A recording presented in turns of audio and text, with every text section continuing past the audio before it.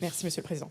Oui, c'est effectivement un amendement de cohérence, comme vous dites, puisqu'on retrouve ici cette jolie collusion des pouvoirs, puisque c'est un amendement à moitié du gouvernement, à moitié d'Aurore Berger, on ne sait plus, qui défend la suppression de la redevance, alors qu'en 2018, vous disiez l'inverse, et son remplacement par la TVA. Alors, pas de chance pour vous, ce bricolage, nous avons levé le lièvre et nous allons continuer à vous poser cette question. On a bien compris que vous vouliez éviter le Conseil constitutionnel sur la question de la suppression de la redevance et que, in extremis, vous nous sortez du chapeau une fraction de la TVA, mais la question demeure. En quoi est-ce une mesure de pouvoir d'achat ou de justice fiscale quand vous prenez sur la TVA, qui est l'impôt par excellence le plus injuste et le moins progressif, et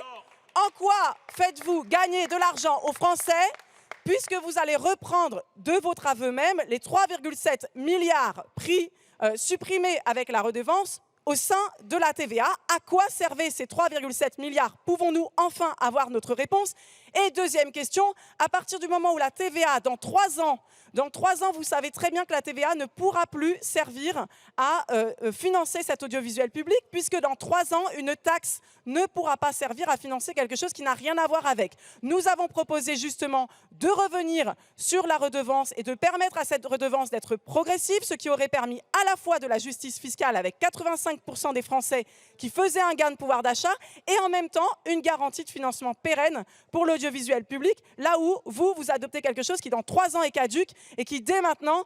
vole les Français de 3,7 milliards d'euros.